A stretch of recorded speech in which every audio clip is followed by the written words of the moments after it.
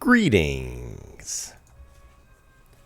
The reason I've gathered you here today is to talk about the only question that matters. Why should you play Phantasy Star Online? You've got plenty of games that you've bought, not nearly enough time to get through them all. I get it, trust me.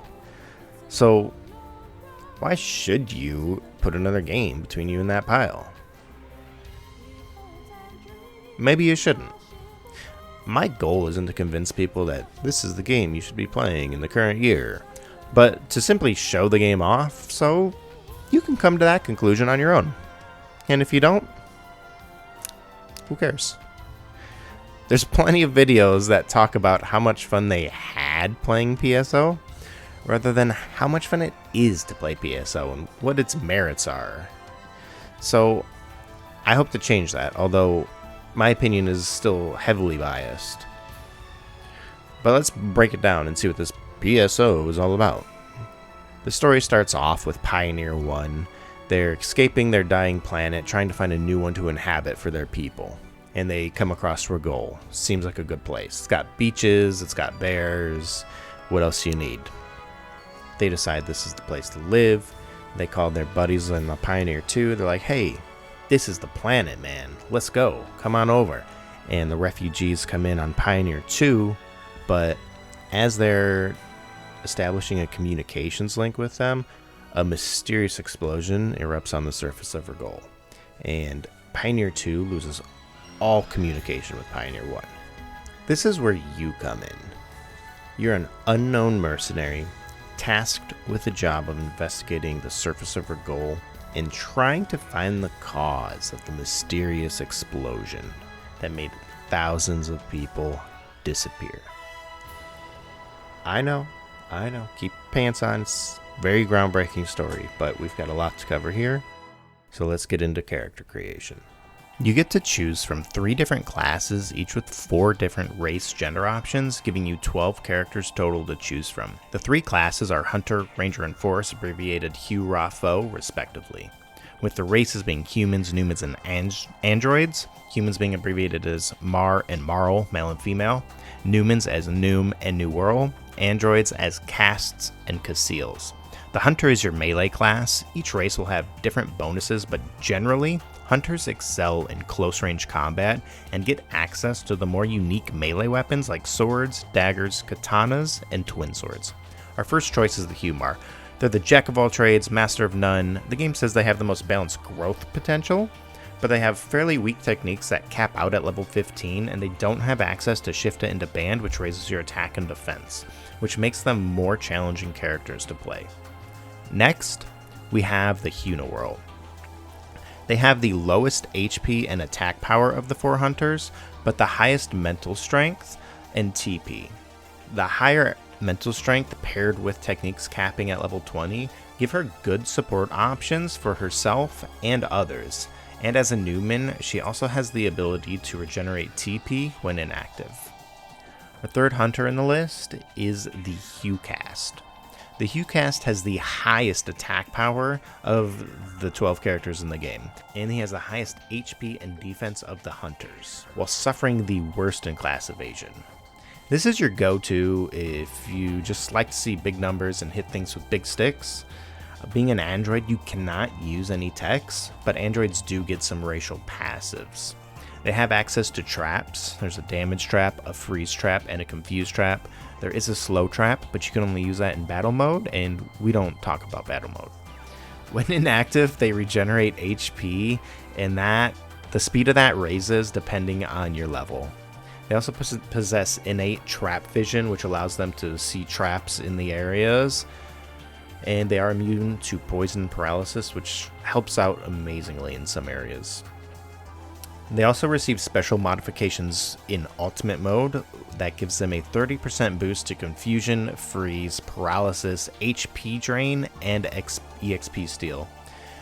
And they have a reduction in their Devils and Demons specials, which are kind of like Demi in the Final Fantasy series. Last but not least, we have the Hugh Casil. She excels in accuracy and evasion while having the worst defense of the 4 hunters. The increased accuracy helps weapon specials land more often, which, when paired with her native boosts for being an android, allows her to excel in crowd control. The Ranger is your ranged class, clearly. They have higher accuracy and specialize in guns, with rifles, shots, and launchers being unique to them. Our first Ranger is the Raymar. Of the 12 characters to choose from, he has the best accuracy in the game, allowing him to make full use of special attacks. He has access to techniques, but possesses the worst mental strength and TP growth in the game, as well as the worst in class defense, which isn't that important for a Ranger anyways. While similar to the Humar in the mental strength category, he does get access to shift into band, but he does lose Gelanin's Allure, which do attack and defense down on enemies. The Raymarl comes in next, being our first human female option. Much like the Uniwhirl, the Raymar comes in with the lowest attack power and HP of her class. However, her accuracy is close enough to the Raymar that she's still pretty decent in that category, and she has the highest evasion in the game. Pair those with the best in class mental strength and TP growth with access to level 20 techs, and she makes a great support character with various different tools to get the job done. Next up, we have the Raycast. He possesses the highest HP growth in the game with the best in class attack power of the Rangers. However, as far as Rangers go, he does have the lowest accuracy, which it's still high, he's a Ranger, but it is the lowest of the 4. His high attack power and CC boost from being an android gives way to powerful AoE and crowd control options. The final Ranger is the Raycasil. She has the best in-game defense, which for a Ranger isn't hugely amazing, and she's fairly average outside of that, making her the most balanced Ranger stat-wise. Aside from defense, she has neither best or worst in any other stat and sits in about the middle of all the Rangers. The higher accuracy does make her better at crowd control than the Raycast, but she falls behind his superior attack power. Finally, we have the Forces, who specialize in techniques. They possess the highest mental strength of the 3 classes and get access to level 30 techs, as well as some exclusive ones being Grants, Megid, and Reverser. First of the Forces is the Fomar. Of the 4 Forces, the Fomar is considered the most well-rounded, as he possesses the highest attack power of the Forces and the worst defense in the game. Being a force with high attack power and access to level 30 shift into band gives him great utility and allows him to fill several different roles on the battlefield. And if we're talking solo runs here, the access to level 30 support techs with his attack power makes him more viable solo class than even some of the hunters. They do get a 30% damage boost to their Gi spells and grants, which gives them great AoE damage, as well as a 100% range boost to their shift into band, making them pretty decent supports. Our second force is the Fomarl. She boasts the highest defense and HP of the 4 forces, giving her more survivability than the Fomar, but she does have the lowest mental strength and TP as well. She does have the second best attack power of the forces, which is still pretty decent, and it keeps weapons a somewhat viable option with her. She gets a 50% damage boost to her Grant spell, as well as a 100% range boost to all of her support techs, shifted to band, Resta, and Anti. Third brings us to the Phonum. Certainly the ugliest, depending on who you ask, but they're not that bad, are they? They're overall one of the best forces for offensive casting. He may not have the best stats of anything, but he's certainly far from the worst, and he gets a 30% damage boost to all of his Gi and Ra spells, giving him the best AoE tech power in the game. Like all Newmans, he also gets to regenerate TP while inactive. Lastly, we come to the Phonowhirl. Phonowhirls are true specialists. They get the highest mental strength and TP growth in the game, while having the highest accuracy and evasion of the forces. While on the flip side, they have the worst in-game HP, attack power, and defense. The high mental strength and TP does make up for it though, and it makes her one of the most proficient forces in casting techniques. This also gives her the strongest Resta power in the game, And as far as boosts go, she gets a 30% damage boost to your 3 basic techs, Foy, Barda, Zande, mostly single target, save for Barda, and her Megid gets an ability to pierce through enemies, which can come in handy later in the game in certain areas. Her Resta and anti-range are also boosted by 100%, furthering her strong support capabilities. So now that you've done your research, you decided on the perfect character to start your journey with, you threw some clothes on them, you gave them a name, you've now got a section ID that they just slapped on your tit and assigned to you. What is that? In short, it determines the types of drops you'll find. It can be important, but I don't think min-maxing your section ID to get the best equipment is going to make or break your experience. Your core gameplay loop is going to be something akin to venture forth to an area, kill bad things, fill up on loot, pipe it back to Pioneer 2, sell, restock, rinse, repeat. Occasionally you'll find a boss.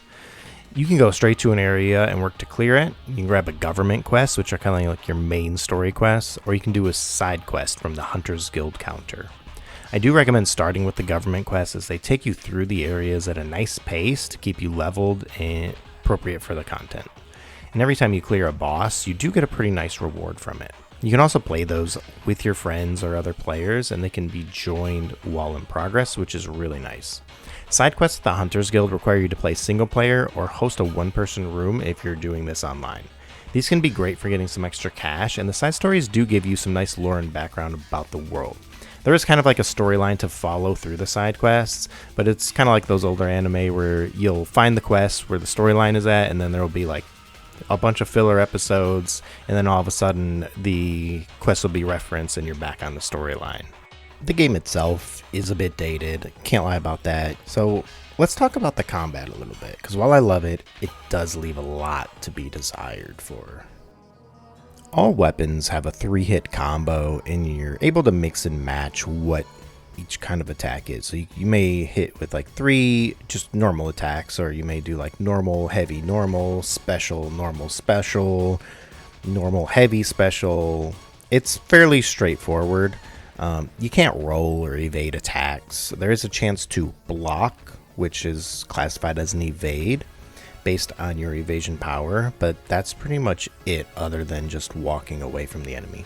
Melee users have a little more to worry about. It's a little more technical with attacking as they're always up close and personal, so a 3-hit combo may not be your best choice. You may want to do like hit, run, or maybe you want to do like a 1-2 attack, like a normal heavy to push them back. The heavy attack will push them back, and avoiding the third attack will cancel that long animation at the end. Rangers kind of have to deal with this, but not nearly as often as hunters. Technique-based combat is more like rangers than hunters, obviously, as you're usually more focused on keeping your distance instead of, being up close and personal. There are enemy resistances to learn, so you learn those to be more effective with what spells you do, as well as things like certain positioning for different spells, like lining all the enemies up to hit a Bardo straight through them all. It can be really satisfying. Overall, I enjoy the simplistic approach to the combat compared to newer games. Now, this is largely just my opinion. I know it's not everybody's cup of tea.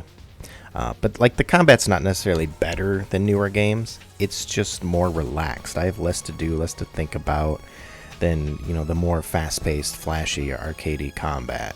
It's nice to look at, but it can be tiring. I kind of enjoy this more slow-paced, methodical combat. Sometimes it's exactly what I want. I don't want to come home and have to worry about making the most optimal movements and clearing rooms in the quickest way possible, or making sure I get these frame perfect dodges, or wrong inputs will cost me valuable seconds. If I get hit in this game, or if I die, it's real easy to know exactly what you did wrong. You're like, well, I probably shouldn't have finished that third attack. I probably should have backed off, But most importantly, the information is so easy to process. So when I get a new weapon, when I grow a level, I can see and feel the difference it made. You know what I mean? It sounds stupid, but when you grow a level and get a better weapon and you go from needing like 4 or 5 hits to kill something to being able to pull it off with a 3-hit combo or maybe a 2-hit combo if you mix in some strong attacks, you can feel the progress. You know what I mean? It feels good. It's clear feedback. And with the part of the gameplay loop I forgot to mention earlier, assuming you enjoyed enough, you keep getting that feedback. When you get too high of a level and you're just nuking things off screen, you're going up to a different difficulty. You've got normal, hard, very hard, and ultimate. And going to hard, you get to hard at level 20. When you go into hard at level 20, I don't want to say it feels like you're starting back at level 1. You're clearly stronger, but the monsters grow with you, so you go from 2-shotting the Booma, one of the first things you see, to needing a couple combos to kill it again, and it's just this constant loop. You get hard at level 20, very hard at level 40, and then you go into ultimate at level 80, and for the most part, all of them are pretty similar, if not exactly the same, except for like HP and just statistic numbers. But when you get to ultimate, they throw a new skin on it. And that sounds kind of dull, but if you enjoy that core gameplay loop, I promise you're not going to care. So let's move on to equipment next. You have your weapon, you have a frame or armor, you have a barrier or shield, and then you have mags. Let's start with mags. Mags are these little robots that follow over your shoulder and they eat all the crap you don't want. They're the little garbage disposal. If you've ever played Sonic Adventure 2, they're a lot like a Chow. In fact, I feel like the systems were inspired by each other. I'm not certain which came first. You feed them different items, and depending on what you feed them, different stats increase or decrease. And then there's different evolution lines depending on your class, section ID, and the dominant stat at the time of evolution. And the best part is, the higher their stats are, the higher yours are. So your mag's defense level adds 1 defense to your own. So a mag with 5 defense gives you 5 defense. Every level in power for your mag gives you 2 power. So a mag with 5 power will add 10 power to your stats. For dexterity, you get half of an accuracy for every level it has. So 10 accuracy, or 10 dexterity rather, on your mag will give you 5 accuracy. And then every level for mind acts the same as power. So 5 mind on your mag gives you 10 mind on your character. The synchro that determines the damage dealt by photon blasts and the activation rate of certain triggers like shift of the band, invincibility, healing. Mags can do quite a few things for you. And the IQ has a small impact on the photon blast damage and determines the strength of things like shift into band and resta that the mag casts. We won't go too deep into mags, as you can make a good 5 to 10 minute video itself, and there's plenty of guides out there. This game is like 20 years old. But if somebody does want that video, I wouldn't be opposed to doing a deeper dive. But no, the information is out there. There's a plethora of different weapon types, with each class having a few unique to them.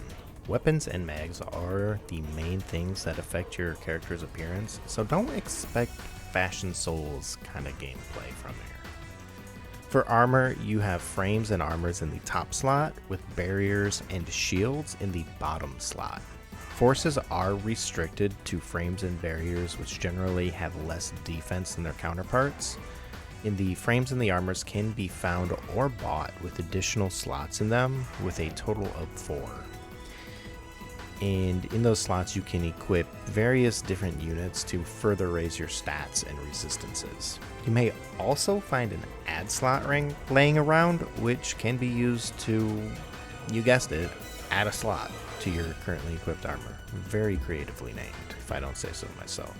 The last thing I just want to touch on real quick before we wrap things up is the soundtrack. This game has an amazingly atmospheric soundtrack that really helps to set the mood, and it just helps you get lost in the sauce, There's slightly altered versions of music that play when you engage in combat, which makes your experience just that little bit more dynamic. It's the little things, you know what I mean? And that's a pretty nice feat for a 20-year-old game. But it's, in general, this game, I think the appeal for me is how atmospheric it is, how all the little things that they have, they really add up to really just help you immerse yourself. And yes, the music in this video was all pulled from the original soundtrack. So now you know the basics. You've seen some subpar gameplay in the background, and you're ready to grab the game and prove that you're better than I am at this. I just keep getting hit. It's fairly simple. There's a couple different private servers around for the game. I've recently joined the Ephinea server. The other ones that I used to hop on seem to have lost their community, while Ephinea's is still going pretty strong with nearly 500 players logged on at the time of writing this. I personally opted to play on their classic server, which is void of a lot of the improvements that they've made, so I can't totally speak on those. But from what I have read, there's tons of quality and life improvements made to the game with a very active community. If you're at all interested in the game after this video, I urge you to at least just check it out. I'll leave a link to their website in the description. I also pulled a lot of the tables that I've shown here from their wiki, so please do show them some love. There is still quite a bit that I didn't get a touch on, like rare items, weapons, differences between episodes 1, 2, and 4, the various multiplayer quests, rare monsters, and more. I feel like if you've stuck around this far into the video and you're actually going to try this game out, those are things that are going to be better if you discover them on your own. The fun of Phantasy Star Online isn't found in the intense action, the anime cutscenes, and the movesets, and the frame-perfect dodges, or anything like that. It's found in the simplicity. You know, logging on with some friends, doing a run or two, you know, doing a forest run, mines run. Caves runs are awful and long, but they can be fun too. But, you know, just progressing through the game at your own pace. You just get on, plug a controller in. You don't have to, but I do recommend controller over keyboard. Just, you know, it helps with the relaxation part. And you can just sit back, relax, kill some baddies, enjoy your time. Maybe go bankrupt feeding mags, living telepipe to telepipe, unsure if you're going to be able to get enough money for the next telepipe back to Pioneer 2, or if you're just going to have to walk back or die and get a free teleport back. Maybe the last part is unique to me, but hey, hopefully you get something out of this video, and maybe we'll see you on Pioneer 2 soon. If you enjoyed the video, or if you hated it, leave me some feedback. This kind of video is actually a first for me, so I know I could have done it a lot better, but please, you know, leave me a comment. If you liked it, like it. If you don't like it, leave a dislike. I don't care. Subscribe if you want, and let me know if you'd like to see more videos like this. But thanks for watching, and we'll see you next time.